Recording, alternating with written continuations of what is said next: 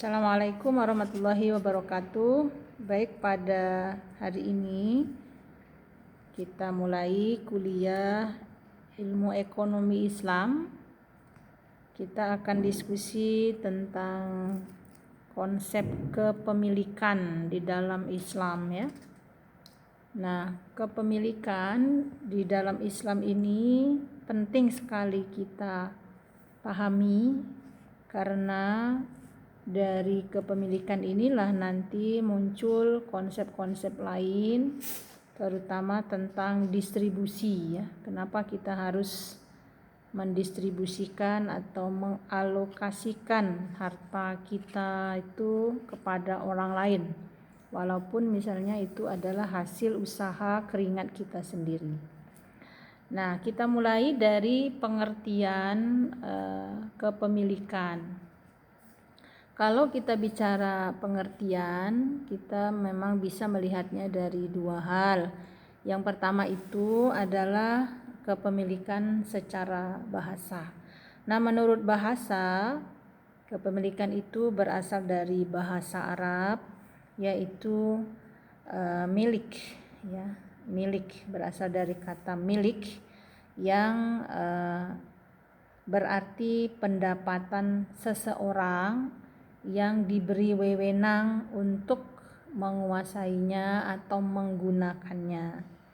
Jadi dengan adanya kepemilikan tersebut, seseorang itu boleh atau bisa menggunakan yang dimilikinya itu ya sesuai dengan kehendaknya, dan tentu saja harus sesuai dengan ketentuan syariat. Yang kedua, milik itu, kepemilikan itu menurut istilah ya, menurut istilah dalam hal ini berpendapat para ulama ya. Memang ada beberapa dikemukakan oleh para ulama tentang pengertian atau definisi dari kepemilikan. Mungkin bisa kita contohkan ya. Misalnya menurut Al-Qurafi ya, beliau mengatakan kepemilikan itu adalah ya hukum syariat yang terdapat dalam suatu benda atau dalam suatu yang dimanfaatkan, kemudian dituntut adanya pemberdayaan bagi siapapun yang menguasai sesuatu tersebut. Nah, mungkin lebih jelasnya itu bahwa kepemilikan misalnya terhadap harta ya. Kepemilikan harta seseorang itu adalah bagaimana dia bisa secara syariat itu memanfaatkan apa yang dimilikinya itu ya, supaya juga bisa berguna baik bagi hidupnya maupun bagi orang lain. Jadi ketika kita memiliki sesuatu harta ya, contohnya mobil, rumah, uang ya kan, kita bisa memiliki semuanya itu ya, dan bisa memanfaatkannya atau menggunakannya untuk mempermudah ya dalam melaksanakan hidup kita atau kehidupan kita.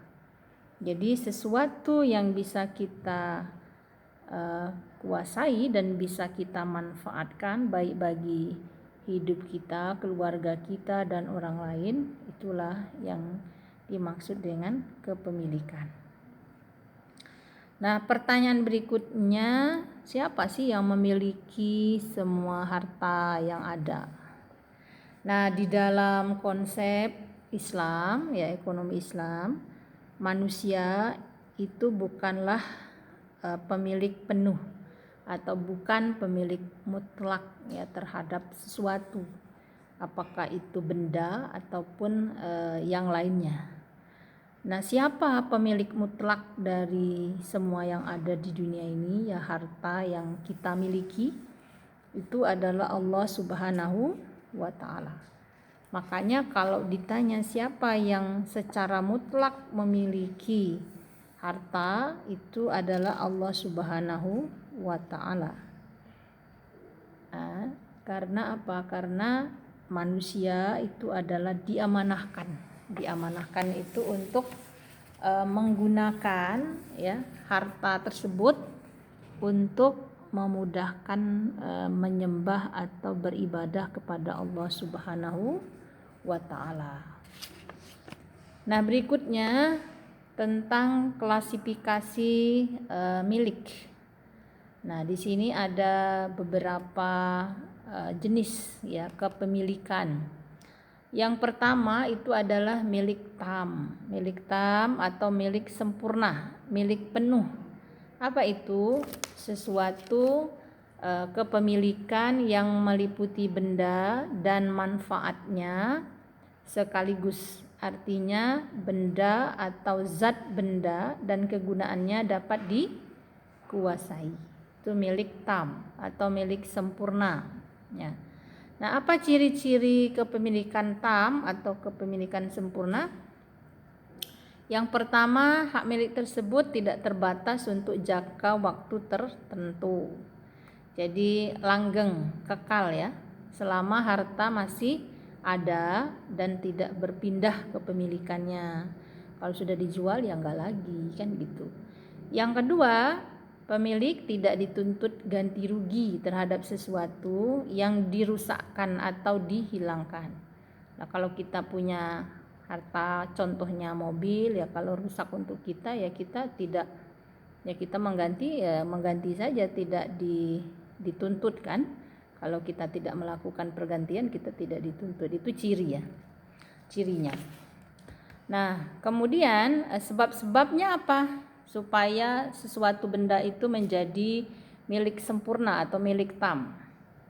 Yang pertama, penguasaan terhadap sesuatu yang mubah atau yang boleh ya, yang boleh terhadap harta tersebut. Jadi bukan hal-hal yang tidak dibolehkan. Yang kedua, adanya akad atau kontrak ya, seperti jual beli kan, atau hibah. Misalnya saya dapat hibah dari seseorang atau saya baru beli tanah dari seseorang, yaitu bisa menjadi milik penuh atau milik tam. Atau yang ketiga, mendapat warisan. Ya, misalnya mendapat warisan dari orang tua ya kan, ya, mendapat warisan harta tersebut bisa menjadi milik tam. Yang keempat, misalnya berkembangnya harta milik ya, seperti buah-buahan yang mengeluarkan hasil ya, itu juga bisa menjadi milik tam. Yang kedua, ada yang disebut dengan milik nakis. Nakis itu adalah milik yang tidak sempurna ya, separuhnya gitu. Apa itu? Yaitu apabila seseorang hanya memiliki salah satu dari benda dan manfaat. Memiliki benda tanpa memiliki manfaatnya, atau memiliki manfaatnya tapi tidak memiliki bendanya ya.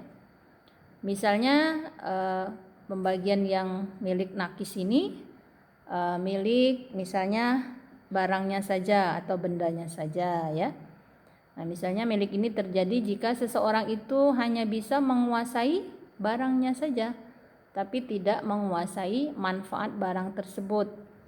Ya, misalnya saya punya kos-kosan, saya punya kos-kosannya, rumahnya. Tapi manfaatnya misalnya ya diambil oleh yang digunakan oleh yang ngekos.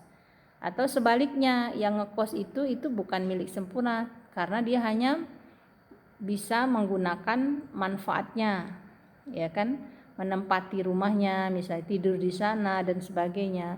Tapi pemilik bendanya adalah saya. Nah, ini contoh-contoh yang mudah kita pahami ya. Jadi ada milik barangnya saja, yang kedua ada milik manfaatnya saja, seperti di penyewaan, ya kan, wakaf, misalnya gitu ya. Kemudian hak memanfaatkan barang. Jadi hanya bisa memanfaatkan barangnya saja, ya, tidak bisa memilikinya. Sewa motor, sewa mobil,